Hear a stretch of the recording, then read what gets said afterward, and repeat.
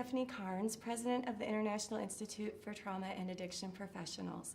Today I'm going to be talking to you about treating sex addicts and their partners from a relational paradigm. And what that means to me is that even when we are working with the addict in individual therapy and the partner in their own individual therapy, we can still keep in mind the couple as a treatment unit and the family as a system. And so one of the things that I've been encouraging our CSATs to do is to start really, even when people are in an individual therapy, is to start getting that couples therapist on board and really looking at the needs of the relationship as paramount in the recovery process. And I think there are ways that even when they're in individual therapy, they can support the relationship in the individual therapy process. So for example, I've been one training therapist, I've been talking to them about if you're an addict therapist, being a partner-friendly addict therapist, and if you're a partners therapist, being an addict-friendly partners therapist. And what that means to me, for example, if I am a partner-friendly addict therapist, I'm really helping the addict understand what's going on with their partner. So I teach them how to be sensitive to betrayal trauma and educate them about betrayal trauma and really what the partner's experience is as a betrayed partner. And so many addicts in the early recovery process, they don't understand what is going on with their partner. They're often very concerned about their own recovery. They're oftentimes intimidated by their partner's anger. They don't know how to respond to their partners. And so oftentimes we see the addicts really being ineffectual with their responses to their partners. And so we can really train them about betrayal trauma and what that means and how to respond. And so, and by betrayal trauma, when I educate them, I teach them that their partner's reactions are normal reactions to the betrayal, to the trauma of betrayal, and that things like cognitive impairment, depression, different types of trauma symptoms like intrusive thinking or obsessing about the betrayal or avoidance of wanting to talk about the betrayal are all normal responses. A lot of our partners have health issues, medical concerns, things like headaches, GI disturbance, autoimmune issues come up. So betrayal is extremely stressful for our partners, and a lot of times addicts don't realize that fact. So it's important for them to be educated on the research that many partners experiencing betrayal trauma have actual PTSD, have acute stress disorder, and so it's important for addicts to be able to really respond in a manner that's sensitive. So some of the things that I do to educate the addicts is I talk to them about what responses are ineffective and how they can be more effective in their responses. So things like, common responses are like minimizing, blame shifting, gaslighting, withdrawal from the conversation, avoiding the conflict, trying to smooth things over.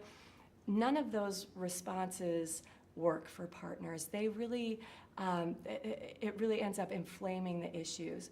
So what I try and teach the partners to do is to really look at how they can respond in an empathic manner. I try and ask the addicts to put themselves in the partner's shoes and understand what they're experiencing and try to respond with compassion and empathy, and to really look at what the partner's needs are at the time. So many partners need things like open transparency about the treatment process, about their sexual health plan, about what they're doing to manage their recovery. They need honesty from the addict. They need direct communication from the addict. They need the addict to understand their distress and their feelings, so to respond with validation and empathy and, just really being really sensitive to what's going on with the partners. So I try and teach addicts when the partner is triggered, that there's really a lot of a better way to handle it and respond to partners that can really help them feel understood and listened to.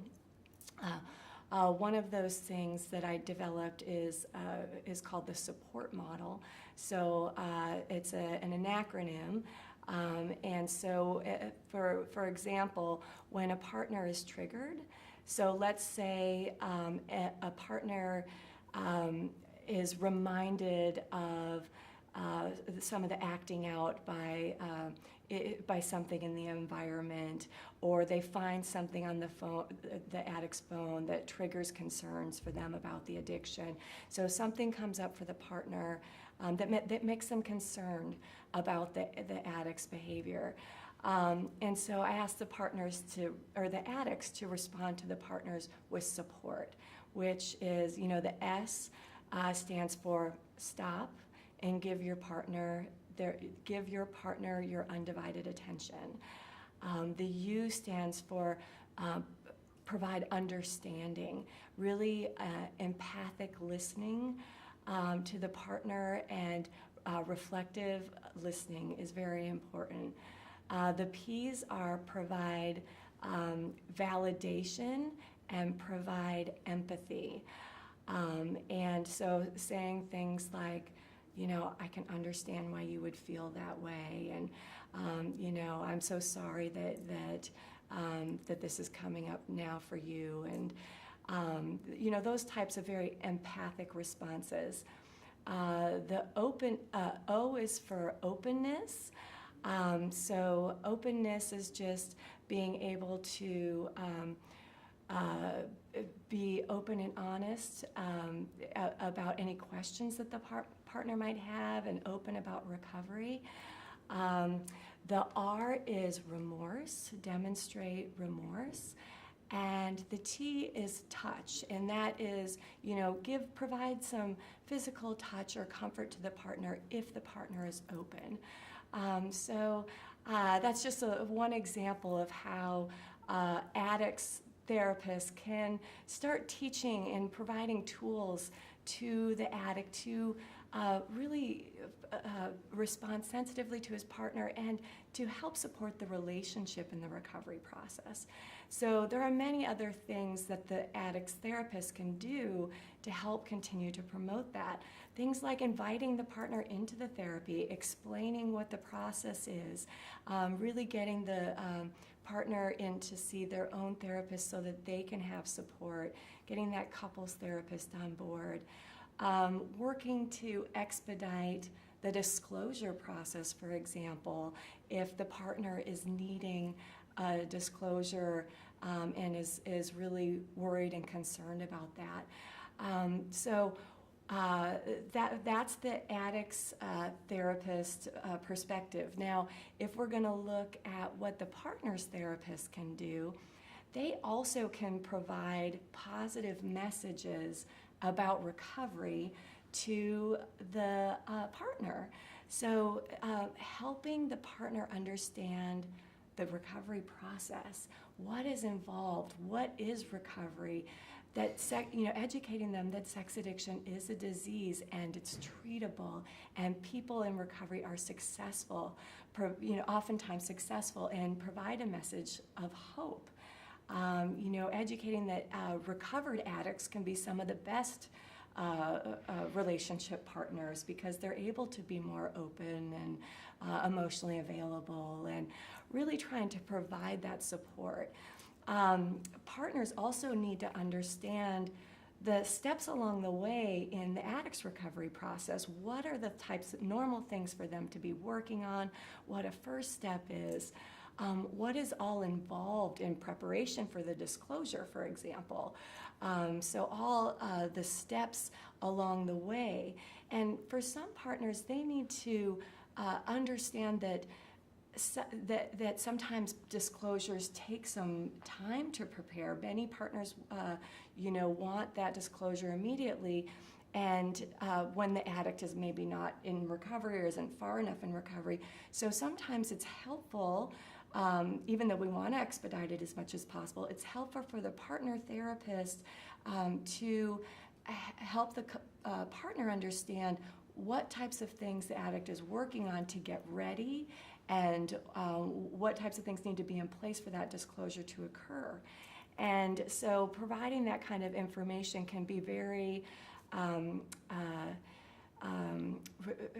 help the partner relax about the therapy process and feel confident and feel that the therapist is competent and that the addict's therapist is competent supporting their recovery process. There are also some things that we can do as individual therapists to get that couples therapy on board sooner. So oftentimes the couple is not ready for couples therapy in the traditional sense of the word prior to the disclosure, but they can do some couples crisis management as they prepare for that disclosure.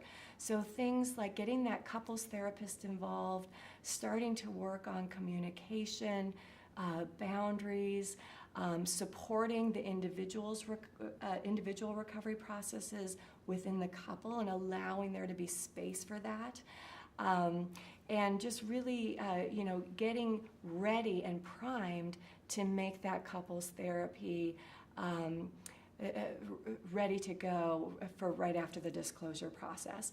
So once the disclosure takes place, then it allows oftentimes space for the relational therapy and the couples therapy to be primary and really take a central part in the recovery process. So it's very important for us to be thinking about recovery from a relational paradigm, because when the relationship does better, both individual recoveries are, for both the addict and the partner, are going to do better. So it's really critical that we put an emphasis on the family treatment and on the relational healing for the whole system. And oftentimes when the couples therapy is in the forefront, the kids and the rest of the system, the rest of the family also manage the recovery process better. So I'm just working with our community to get that message out, to really think about keeping the relationship on the forefront of recovery for both in our individual work and our couples work. So thank you for listening to my video today. Please follow us on YouTube and have a great day.